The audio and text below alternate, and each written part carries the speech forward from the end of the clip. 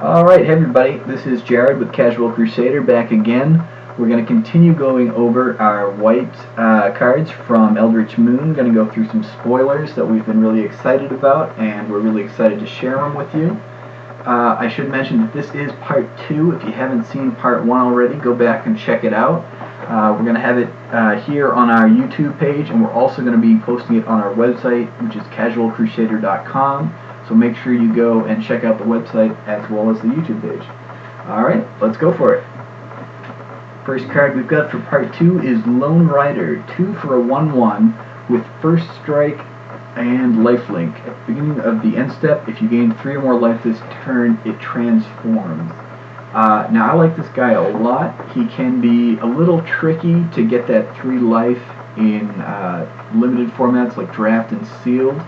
In standard, where you can build around that, I think he's going to be a lot easier to flip, and when he does flip, he is really good. I'm thinking this card's not going to be that hard to flip, actually. There's the 5 mana 3/4 with lifelink that we just covered. If you get both of these in pairing, that's when you play the bigger card. Yep. There's also a card that we're coming up where you discard a card and gain 3 life.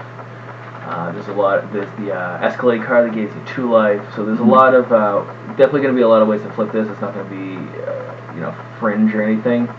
And again, this is a flavor card, so the flavor cards definitely seem to always be the better ones, especially for Innistrad. Sure. I'll also mention we already covered the aura earlier, Faith Unbroken, which was the Journey to Nowhere that also gives +2/+2. That would make this guy a 3/3, so when he gains lifelink off his own ability, that would be enough to flip him. So I think if you can get this early enough in draft, there is some space to draft around him. And if you're able to do it, if you're able to pull it off, you get a really nice reward, which is It That Rides as 1, a 4/4, first strike, trample, and lifelink, which is pretty sweet. They have that trample in there, and he gets a little bigger. So I think for 2 mana, if you can get this as a 4/4 first strike, trample, lifelink, it's a mouthful, but if you can get him there, that's really good value. Yeah, again, with these cards, they kind of have to work for a little bit.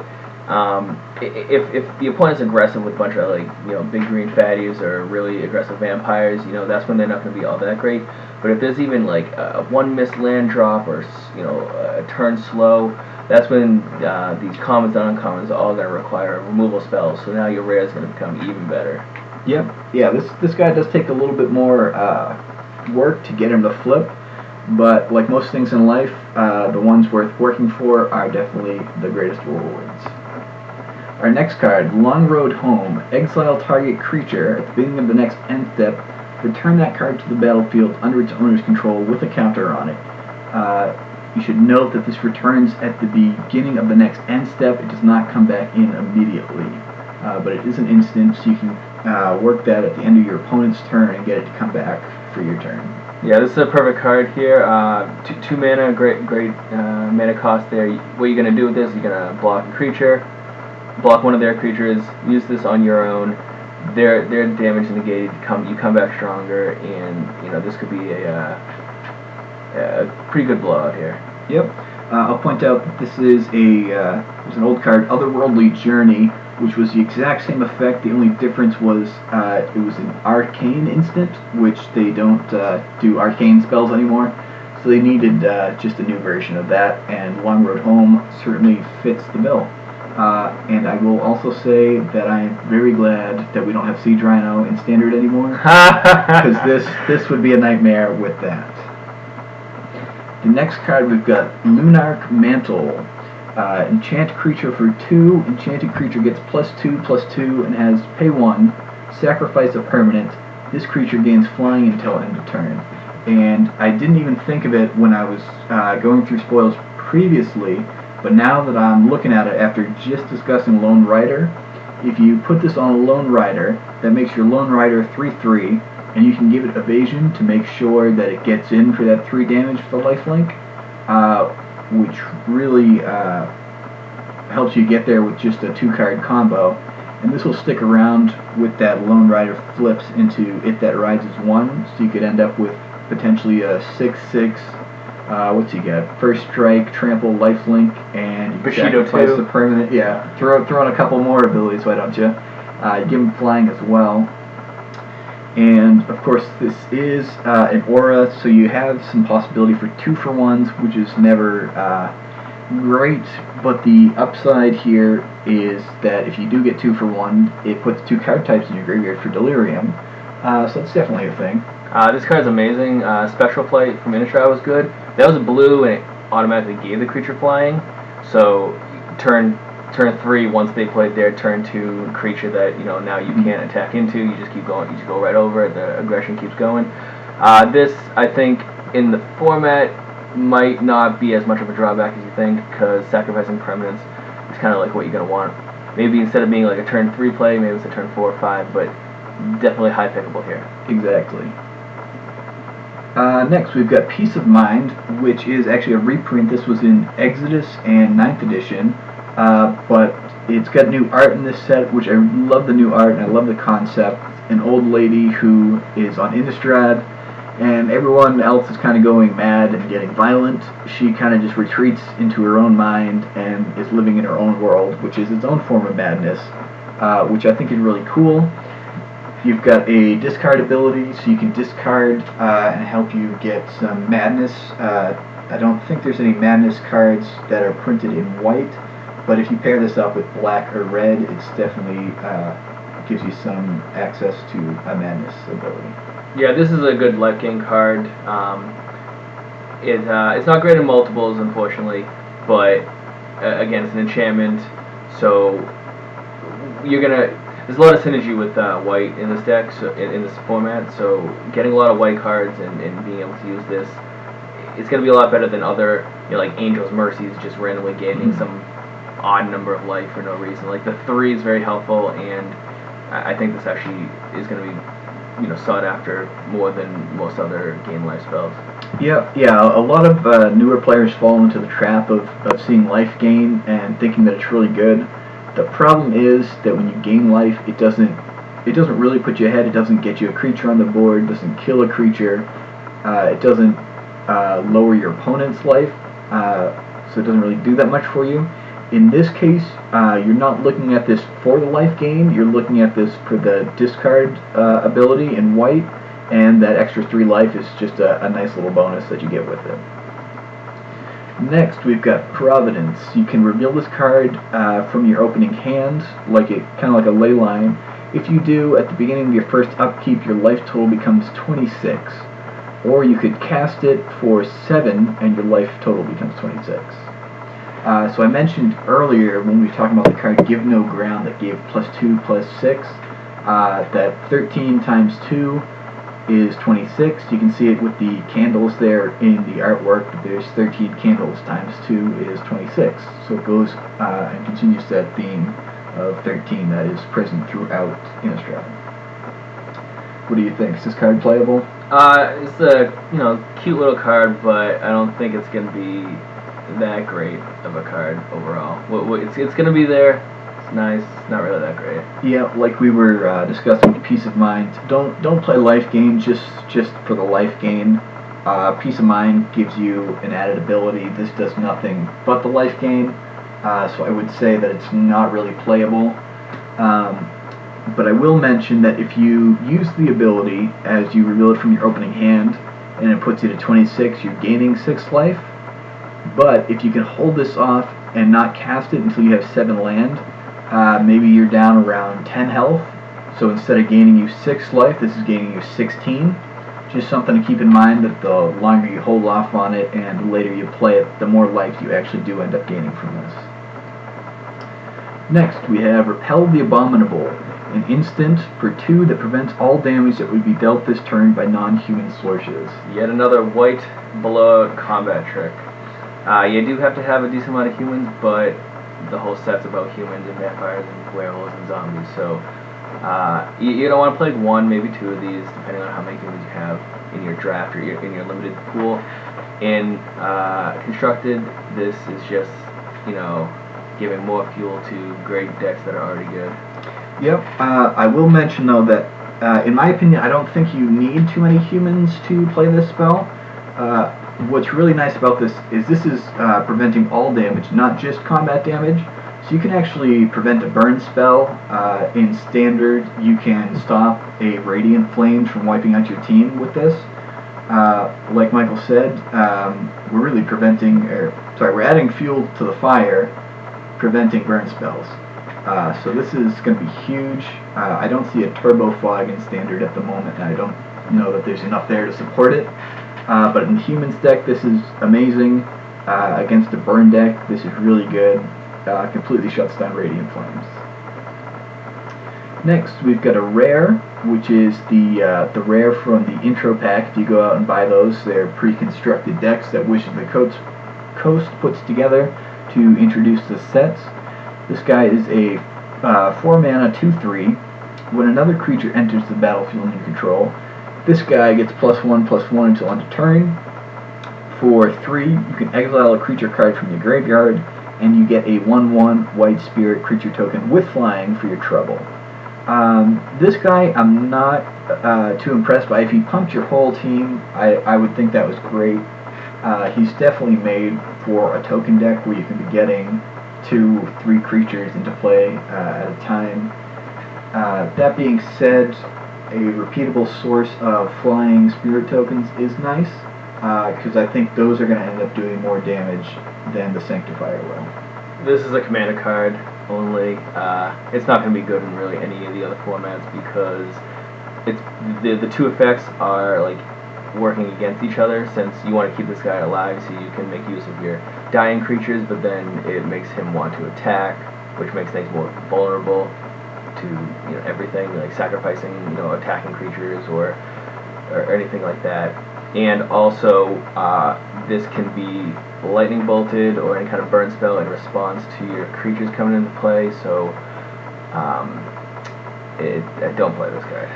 Yeah, I don't foresee ever really attacking with this guy. I think more realistically, you're going to think of it as a 4-mana enchantment, which you can then pay 3 more to get a white spirit. So I'm not too impressed there. Next, we've got another rare, Selfless Spirit, a 2-mana 2/1 flyer. You can sacrifice Selfless Spirit, give creatures you control indestructible until end of turn. This is a great card. Welcome turn, blue card, 2-mana 2/1 flying, always helpful. You're very likely to get 4 damage out of this before it dies, or it becomes too small to get through, or get chump blocked.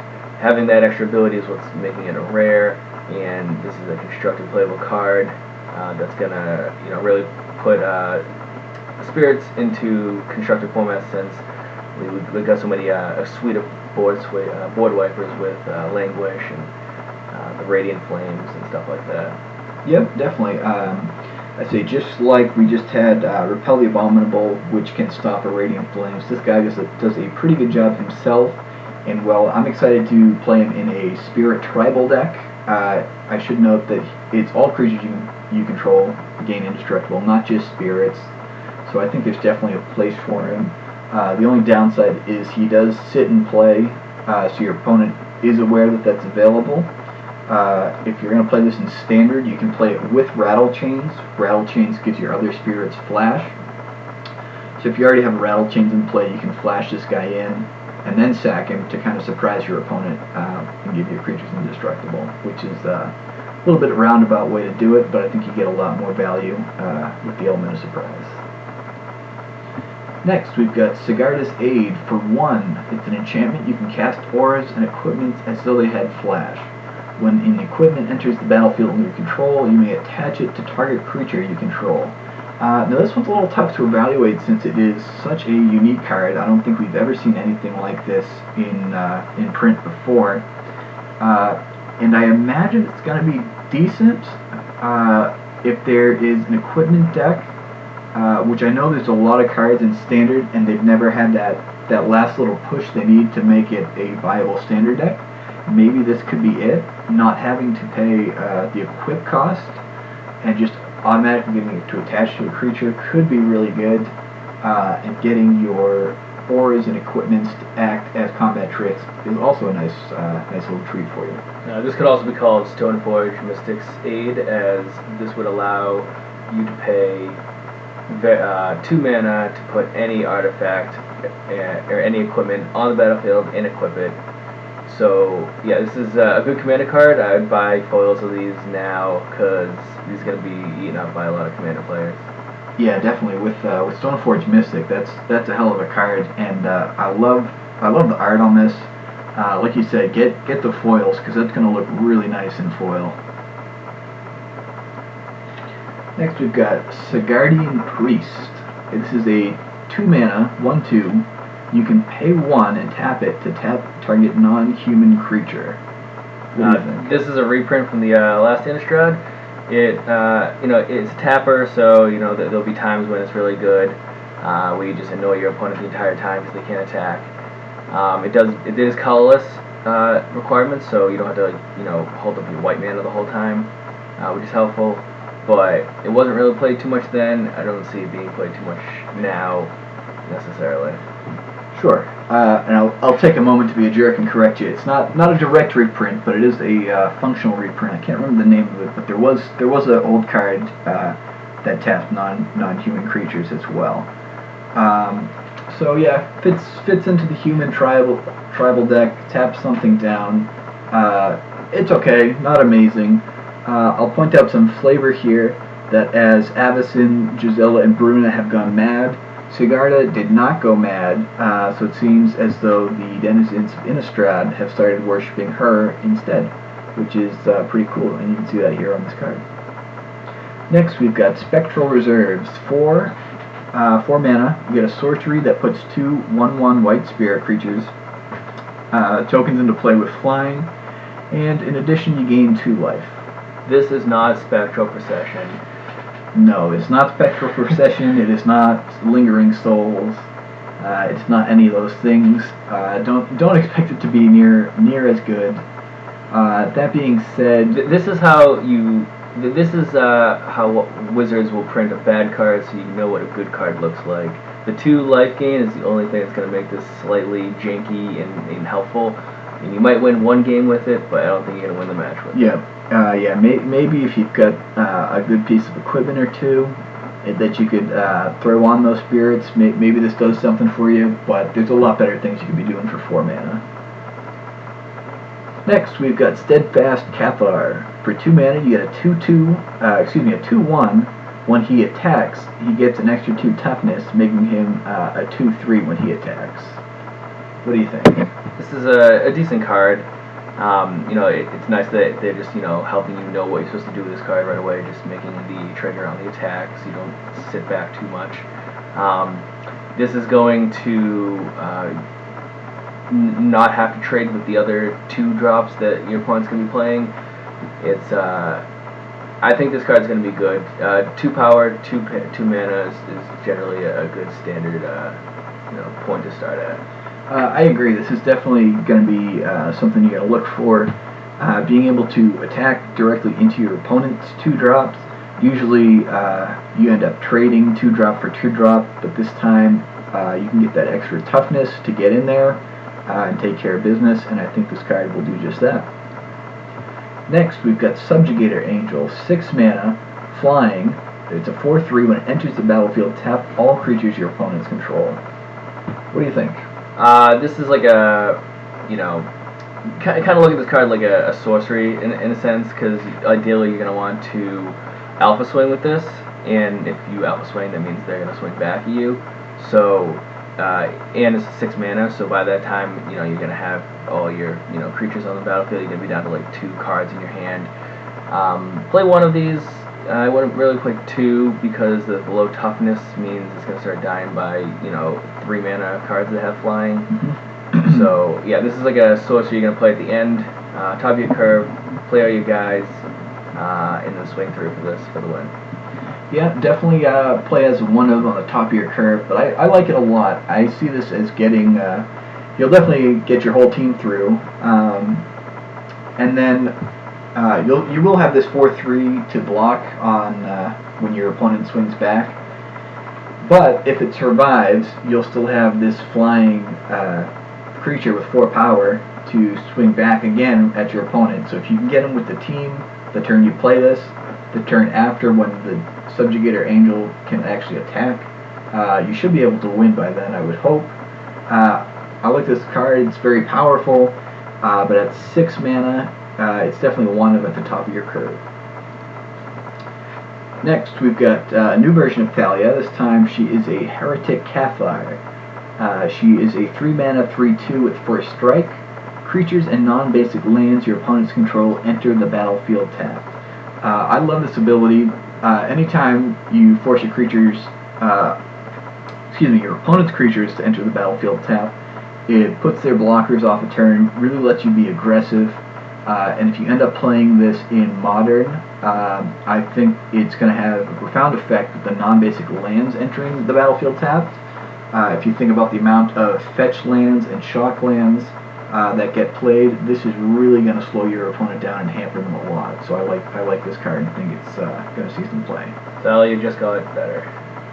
Yes, and I believe you should probably check the rules on this. Don't quote me, but I believe you can have this version of Thalia and the original Innistrad block version of Thalia in play at the same time, since they're not the exact same card.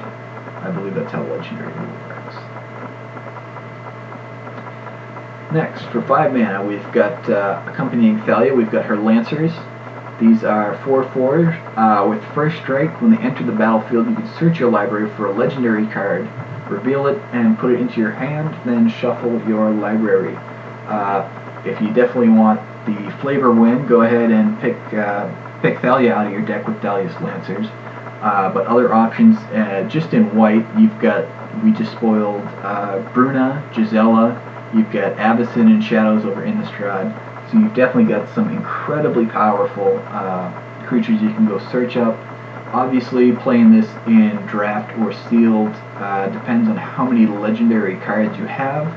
But even if you can't search up a legendary creature, I still think a 4/4 with first strike for 5 is still a reasonable card to play. Yeah, the mana cost is going to contend with playing Avacyn in Constructed.